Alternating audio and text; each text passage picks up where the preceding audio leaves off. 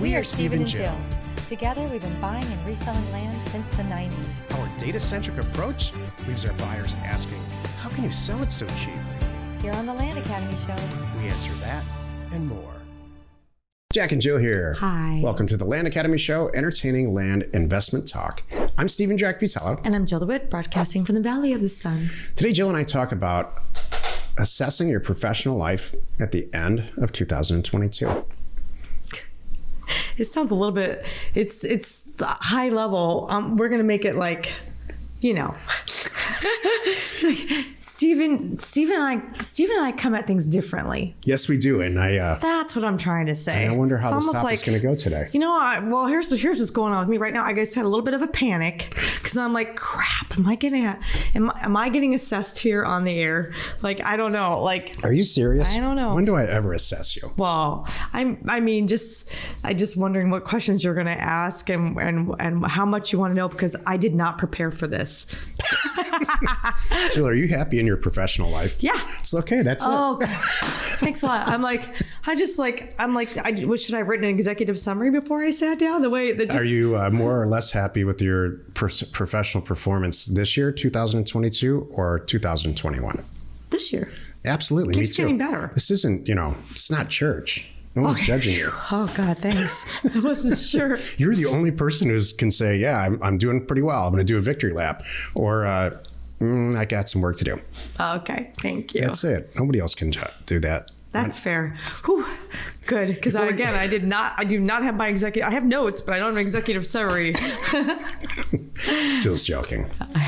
Before we get into it, let's take a question posted by one of our members on the landinvestors.com online community. It's free. Hey, can I please add a little note in here? Sure. About what's going on with Land Academy? Yep. It's awesome. And I want to hit this home right now because this week is big with this promotion, because I'm not going to do it again. And I don't know if I said it the other day, but I'm closing up Land Academy at the end of the year. That's what I don't think I got out. I'm going to hit my cap right now. And we like to keep Land Academy at a real cool, small number that we can handle. Yeah. So we can give you the attention and the support that you need and you deserve. So that's why there's a cap. Having said that, I have room right now for people to join through the end of the year. I know I'm going to hit it on or before December 31, but I'm keeping it open. So go to landacademy.com. Check it out there. You'll see a coupon code that says half off. Yep, it's half off the whole education bundle. There's 4 programs in that, by the way, that you're getting half off. It's awesome. Yes, you look at that and go, this can't be right. It's a little too expensive or inexpensive. You're right. That's very true. For what you get, it's kind of weird, and that's going to change too. So that's why I want you to know about it. So check it out. Thank you. Okay, back to the question. Michael wrote, "Hi all, I wanted to introduce myself. I had to take a personal hiatus from Land Academy, but I am back. I've done a few mailers over the years, but never pulled the trigger. Looking to make some friends/partners. I have intent to send 4,000 to 5,000 mailers a month for a while and hope to be able to find some funding partners when the mail starts to come back. Question to those members that are funding deals. Are you generally okay with non-disclosure states in hot markets? Price point is typically above the 6-figure list price, even at wholesale.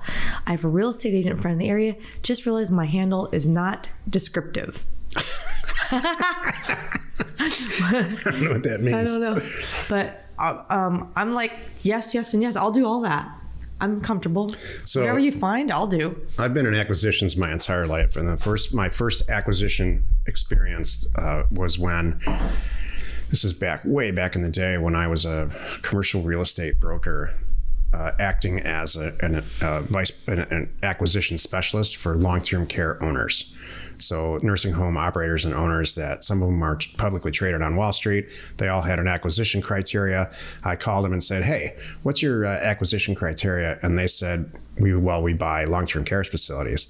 And I said, well, how many beds do you want? Or what's the patient mix and all the stuff that's involved in that industry? And they said, well, when you find one, let us know. And so that's my answer here. And when you find one, when you find a transaction that you believe in and that you think is a pretty good deal, and you present it to the group in the "Would you do this deal" section of Discord, then you get to pick and choose who's going to fund it and who you get along with the most and who's capitalized the best and all of that. So I understand and appreciate your question here, but the fact is, go out and find a great deal, bring it back, and then now you're in the driver's seat. Yeah, don't worry about that. You can control the deal. And that's what's so beautiful about this business model. Send a bunch of mail out, pick 2 or 3 that you really love, maybe ask us on the Thursday call if we think it's a good idea, and then say, hey, I'm ready to get funding. And you will be shocked and amazed at the number of people that reach out to you. And it's a Shark Tank situation. They will they'll fight to do your deal. Do you know what I would totally do too if I were you? I would say, Jack and Jill reviewed it on the Thursday call, this, with the date on it, got thumbs up kind of thing. I would totally put that in the Discord area when you're presenting these deals. And it's interesting too, one of the things like I keep talking about, the power of this community, is we have a lot of people that have just kind of developed into regional professionals, so you might find, depending where you're working, different people are going to go, oh, I know that area like the back of my hand. I'll do that deal. I know. And they'll know more than you, which is really awesome. Here's a message I'm trying to send. Don't pre-think this too much. Just go out and find a good deal. It might be there's great deals in Southern Florida that are in wetlands, that are amazingly large and cheap and only usable for whatever you would use the wetlands for. So, and there's somebody in our group that loves that kind of property. I don't know who they are, but I know that or they know somebody who is. Mm-hmm. It's way bigger than everybody thinks. Mm-hmm. Today's topic: assessing your personal life or your professional life at the end. That's what I thought. That's exactly where I thought this was going to go. Assessing your professional life at the end of 2020. This is the meat of the show. Your inside voice became your outside voice. You want to know that today. We can talk about both if you want. Sure. Okay. Sure. Let me ask you some questions. Sure. Are you satisfied with your professional life in 2022? Yeah, extremely. Okay. How about your personal life? Yes. Okay. Honestly, Jill, I can't find anything wrong at there's always places to improve in everything. Right. It's a constant improvement. The day that you roll over and say, yeah, I'm done improving, that's not good. Could you imagine? Mic drop, I'm out. No. Do you want any more education? No. Yeah. No, I'm good. How about money? No, I'm done. No, I'm good. How about, being a better person or, being a better person for the person you're in a relationship with? No, I don't feel the need to do that too. I'm good enough for Jill. How about getting new underwear today? No, I think these are going to be fine. I think I'm going to ride out the rest of my life with exactly what's in my closet. Socks and all. There's a lot of people like that. I may or may not have been one of those people before I met you. I may or may not still buy things and just put them in your closet and cycle through them myself. That's the good news. You realized that a long time ago, and you said, you know what? If you don't like it, just go in and change it out of my closet. And I do. Mm-hmm. Don't think I don't know you do. Yeah. I should probably thank you more often, actually. That would be nice. You don't even know. Like there's shirts that just disappear. They never make it their way back out of the laundry. Cool. No, I've been hitting my professional financial goals for many, many, many years now. Probably 10 years. I think since you and I hooked up. Actually, for me, a little bit before that. Do you know, it was kind of funny. I was working in, I don't know if we still use the word corporate America. I'll use the term loosely. But I had a day job. And it was so funny because right when you said, the time we told the story I don't know how many shows ago, we told the story about us really hitting it at one of the auctions years ago. And you turned to me and said, you got to quit your job. And right when you did that, I was just at the peak of my earning. Like, I'm like, doggone it. I had just gotten a raise. And then they pulled me back in a couple days after and said that wasn't enough. And they gave me more money. I never knew about this. Yeah, they bumped it up again because they realized, you know what, Jill, your retention is off the charts. You're actually at this scale. And I'm like, yeah. And then right after that, you said, you got to quit your job. I'm like, doggone it. Well, you didn't have to listen to me. Oh, no, but it was better. You shouldn't only listen to me about half the time. Trust me, this is better. So what we were doing was much better, but I was feeling very proud that in that world, I had reached, in that world, I had already reached my financial peak, if you will, doing better than I had ever done.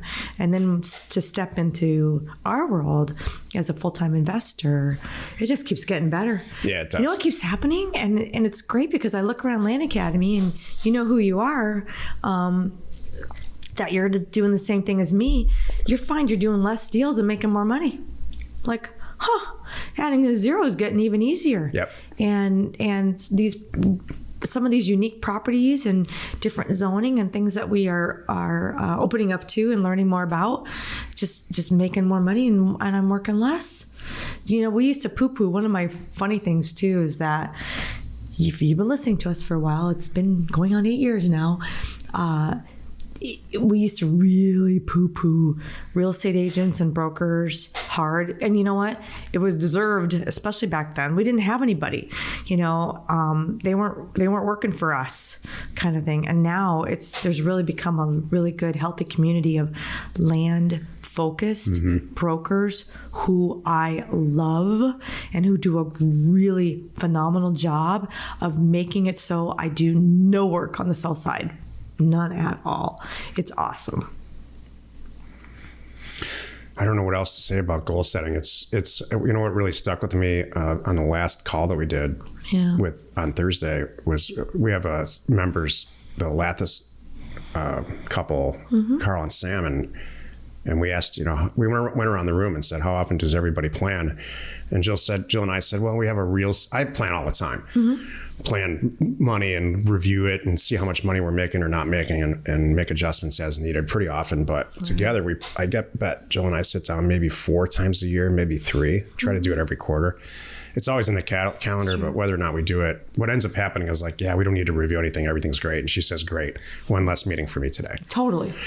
Which is what really totally happens. True. We got to Carl and Sam, who are, you know, successful with other companies that they have, but they're now in Land Academy buying and selling land successfully. And they said, but that's all we do is plan.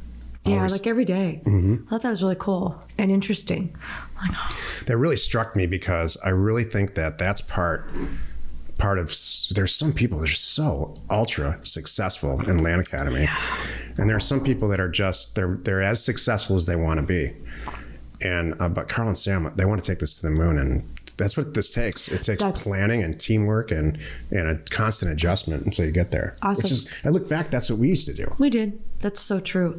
That's especially until you don't need to, you know, but that's the way to make it work. If you really sit down and micromanage, that came up on our call last week. I can't remember who asked it, but asked about, all right, how often do you guys sit down with your equity planner? That's what launched this whole thing.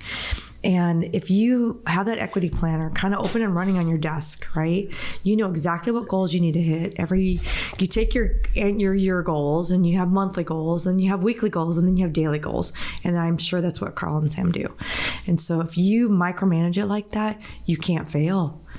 You know it. Yep. It's amazing. And you know what the great thing is too, if you see it going sideways, that's what I think people do sometimes. They think they're on the right track, and then they look at the month and go, "Ooh, I didn't hit my numbers." Yeah.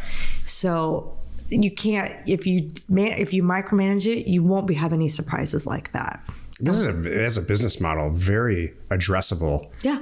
Situation. Every company, I don't care who you are, has ups and downs. And so when we have downs with this business model, the answer is to send out more mail. Yeah.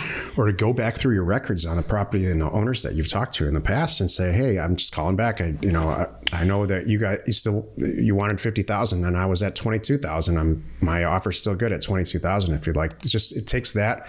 Sometimes it's that type of involvement, and it's very solvable versus, let's say, a convenience store owner who's got a convenience store, maybe 2. They have a really bad month, and it's like, what do I do to get more people into my store? Reduce prices? That's not usually the only. Put one of those blowy guys on the corner. Yeah, maybe that's the answer.